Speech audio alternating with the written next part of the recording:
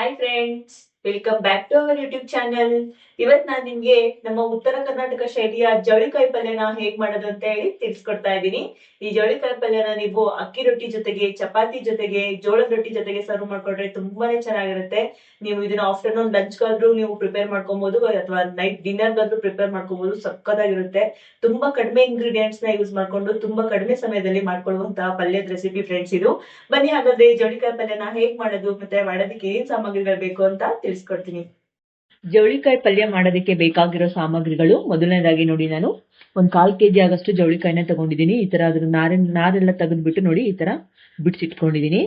ಮಧ್ಯಭಾಗದಲ್ಲಿ ಕಟ್ ಮಾಡ್ಕೊಂಡು ಬಿಡಿಸಿಟ್ಕೊಂಡಿದೀನಿ. ವಾಶ್ ಮಾಡ್ಕೊಂಡು ಒಂದ್ ಪುಟ್ಟಿಗೆ ಹಾಕಿ ಎತ್ತಿಟ್ಕೊಂಡಿದೀನಿ.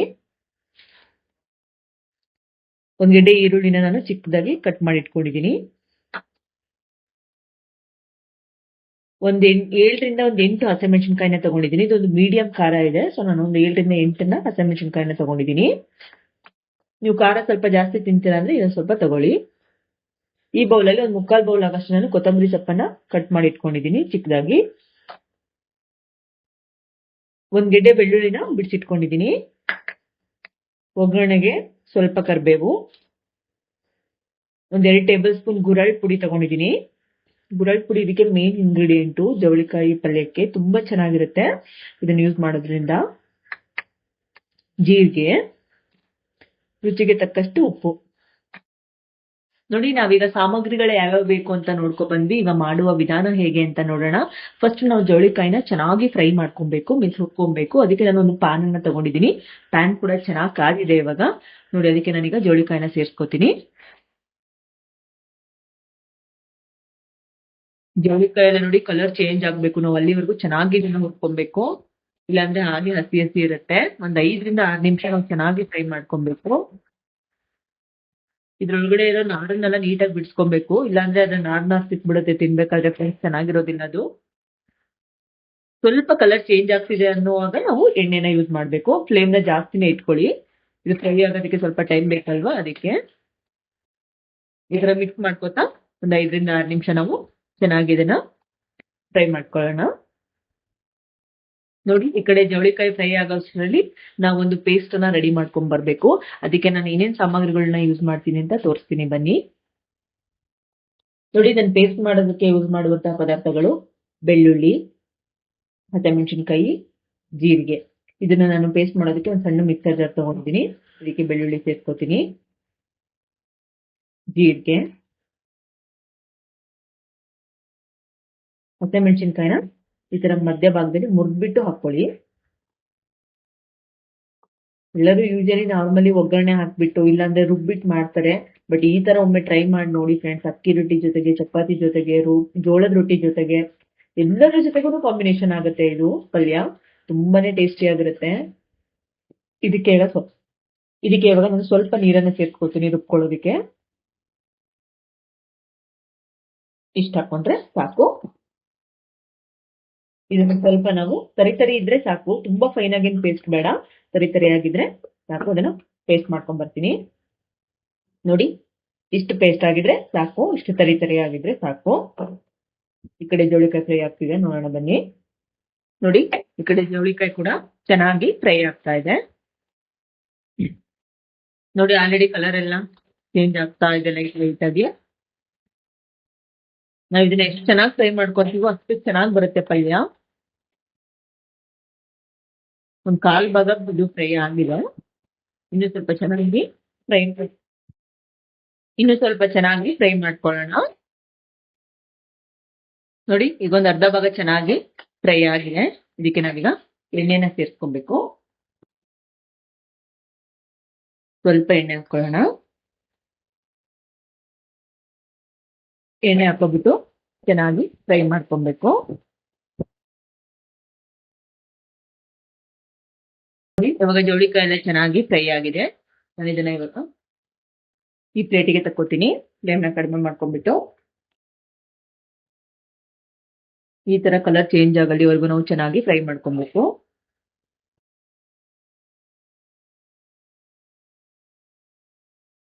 ನಂತರ ಇದೇ ಪ್ಯಾನ್ಗೆನೆ ಸ್ವಲ್ಪ ಎಣ್ಣೆ ಸೇರ್ಕೊಳ್ಳೋಣ. ಇದ್ರಲ್ಲೇನೆ ಒಗ್ಗರಣೆ ಹಾಕೊಳ್ಳೋಣ. ಎಣ್ಣೆಗೆ ಕರಿಬೇವನ್ನ ಹಾಕೋತೀನಿ.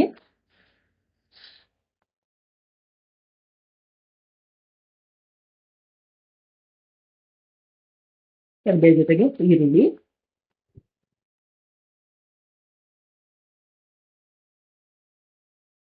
ಈರುಳ್ಳಿ ಎಲ್ಲ ಚೆನ್ನಾಗಿ ಕಲರ್ ಚೇಂಜ್ ಆಗಲಿವರೆಗೂ ನಾವು ಚೆನ್ನಾಗಿ ಇದನ್ನ ಫ್ರೈ ಮಾಡ್ಕೊಬೇಕು. ನೋಡಿ ಈರುಳ್ಳಿ ಎಲ್ಲ ಚೆನ್ನಾಗಿ ಫ್ರೈ ಆಗಿದೆ. ಇದಕ್ಕೆ ನಾನೀಗ ರುಬ್ಕೊ ಬಂದಿದೀವಲ್ವಾ ಈ ಪೇಸ್ಟ್ ನ ಆಡ್ ಮಾಡ್ಕೊತೀನಿ. ಇದರಲ್ಲಿರೋ ಹಸಿ ವಾಸನೆ ಎಲ್ಲ ಹೋಗಲಿವರೆಗೂ ನಾವು ಚೆನ್ನಾಗಿ ಇದನ್ನ ಫ್ರೈ ಮಾಡ್ಕೊಬೇಕು.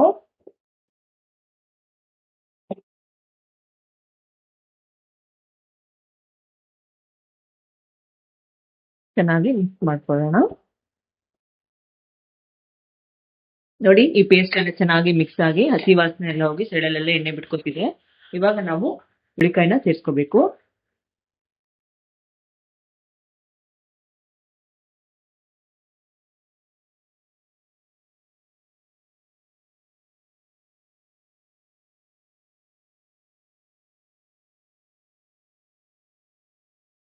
ಚೌಳಿಕಾಯಿನ ಸೇರ್ಕೊಂಡ್ಬಿಟ್ಟು ಚೆನ್ನಾಗಿ ಮಿಕ್ಸ್ ಮಾಡ್ಕೊಳ್ಳೋಣ.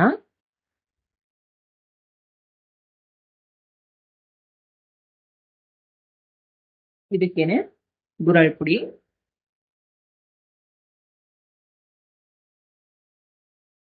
ಉಪ್ಪು, ಆಮೇಲೆ ಚೆಕ್ ಮಾಡ್ಕೊಂಡ್ಬಿಟ್ಟು ಮತ್ತೆ ಆಡ್ ಮಾಡ್ಕೊಳ್ಳಿ. ಹಾಕ್ಬಿಟ್ಟು ಚೆನ್ನಾಗಿ ಮಿಕ್ಸ್ ಮಾಡ್ಕೊಳ್ಳೋಣ.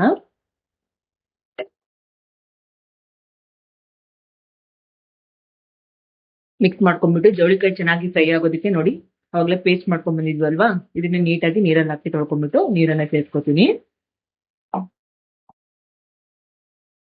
ಇನ್ನೊಂದು ಸ್ವಲ್ಪ ನೀರನ್ನ ಸೇರಿಸ್ಕೊತೀನಿ.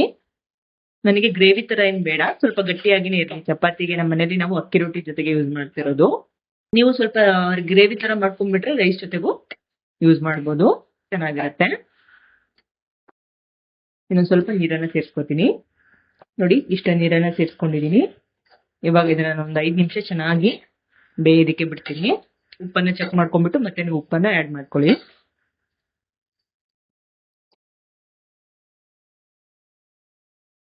ಪ್ಲೇಟ್ ಮುಚ್ಚಿಬಿಟ್ಟು ಒಂದು 5 ನಿಮಿಷ ಇದನ್ನ ಚೆನ್ನಾಗಿ ಇದನ್ನ ಬೇಯೋದಕ್ಕೆ ಬಿಡ್ತೀನಿ. ನೋಡಿ ಇವಾಗ ಎಷ್ಟು ಚೆನ್ನಾಗಿ ಫ್ರೈ ಆಗ್ತಾ ಇದೆ. ಇದಕ್ಕೆ ನಾನು ಕೊತ್ತಂಬರಿ ಸೊಪ್ಪನ್ನ ಸೇರಿಸ್ಕೊತೀನಿ. ಒಂದು 3/4 ಭಾಗ ಚೆನ್ನಾಗಿ ಬೆಂದಿದೆ. ಲಾಸ್ಟ್ಗೆ ನಾವು ಕೊತ್ತಂಬರಿ ಸೊಪ್ಪನ್ನ ಆಡ್ ಮಾಡ್ಕೊಬೇಕು. ಸ್ವಲ್ಪ ನೀರೆಲ್ಲ ಇಂಗಬೇಕು, ಅಲ್ಲಿವರೆಗೂ ನಾವು ಚೆನ್ನಾಗಿ ಸ್ವಲ್ಪ ಫ್ರೈ ಮಾಡ್ಕೊಳ್ಳೋಣ. ಜವಳಿಕಾಯಿ ಎಲ್ಲ ಚೆನ್ನಾಗಿ ಫ್ರೈ ಆಗಿದೆ. ಈಗ ಫ್ಲೇಮ್ನ ಕಡಿಮೆ ಮಾಡ್ಕೋತೀನಿ. ಕಡಿಮೆ ಉರಿನಲ್ಲೇನೆ ಬಿಟ್ಟು ನಾನು ಸ್ವಲ್ಪ ನೀರೆಲ್ಲ ಇಂಗಲ್ಲಿವರೆಗೂ ಚೆನ್ನಾಗಿ ಇದನ್ನ ಬೇಯಿಸ್ಕೊತೀನಿ. ಉಪ್ಪನ್ನ ಚೆಕ್ ಮಾಡ್ಕೊಂಡ್ಬಿಟ್ಟು ನೀವು ಉಪ್ಪನ್ನ ಆಡ್ ಮಾಡ್ಕೊಳ್ಳಿ. ನೋಡಿ ಒಂದು 5ರಿಂದ 6 ನಿಮಿಷ ನಾನು ಚೆನ್ನಾಗಿ ಇದನ್ನ ಬೇಯಿಸ್ಕೊಂಡಿದ್ದೀನಿ. ನೀರೆಲ್ಲ ಆದಷ್ಟು 3/4% ಎಲ್ಲ ಇಂಗಿದೆ. ಇದು ನನ್ನ ಫ್ಲೇಮ್ನ ಆಫ್ ಮಾಡ್ಕೊಂಡ್ಮೇಲೆ ಮತ್ತೆ ನೀರೆಲ್ಲ ಫುಲ್ ಇಂಗ್ಬಿಡುತ್ತೆ. ಚೆನ್ನಾಗಿ ಜವಳಿಕಾಯಿ ಕೂಡ ಚೆನ್ನಾಗಿ ಫ್ರೈ ಆಗಿದೆ. ಈಗ ಫ್ಲೇಮ್ನ ಆಫ್ ಮಾಡ್ಕೋತೀನಿ. ಇದನ್ನ ನನಗೆ ಒಂದು ಬೌಲ್ಗೆ ಸರ್ವ್ ಮಾಡ್ಕೋತೀನಿ. ನೋಡಿ ಒಂದು ಬೌಲ್ಗೆ ಸರ್ವ್ ಮಾಡ್ಕೊಂಡಿದ್ದೀನಿ. ಟೇಸ್ಟಿ ಆಗಿರುವಂತಹ ಜವಳಿಕಾಯಿ ಪಲ್ಯ ರೆಡಿ ಆಗಿದೆ. ಇದನ್ನೆಲ್ಲದ್ರ ಜೊತೆಗೂ ಇದನ್ನ ಕಾಂಬಿನೇಷನ್ ಮಾಡ್ಕೋಬಹುದು. ನೀವು ರೈಸ್ ಜೊತೆಗೂ ಆಗಿರ್ಬೋದು, ಚಪಾತಿ, ಅಕ್ಕಿ ರೊಟ್ಟಿ ಆಗಿರ್ಬೋದು, ಜೋಳದ ರೊಟ್ಟಿ ಆಗಿರ್ಬೋದು, ಎಲ್ಲದಕ್ಕೂ ಬೆಸ್ಟ್ ಕಾಂಬಿನೇಷನ್ ಅಂತಾನೆ ಹೇಳ್ಬೋದು. ತುಂಬಾನೇ ಚೆನ್ನಾಗಿರುತ್ತೆ ಟೇಸ್ಟು. ನೀವು ಒಮ್ಮೆ ಟ್ರೈ ಮಾಡಿ ಫ್ರೆಂಡ್ಸ್, ಟೇಸ್ಟ್ ಹೇಗೆ ಬಂದಿದೆ ಅಂತ ತಿಳಿಸಿ. Thanks for watching my video friends. ಈ ರೆಸಿಪಿನ ನೀವು ಕೂಡ ಮನೆಯಲ್ಲಿ ಟ್ರೈ ಮಾಡಿ ಟೇಸ್ಟ್ ಹೇಗೆ ಬಂದಿದೆ ಅಂತ ಕಮೆಂಟ್ ಸೆಕ್ಷನಲ್ಲಿ ತಿಳಿಸಿ. ನಮ್ಮ ಚಾನಲನ್ನು ಸಬ್ಸ್ಕ್ರೈಬ್ ಮತ್ತು ಶೇರ್ ಮಾಡೋದು ಮರಿಬೇಡಿ. Bye friends.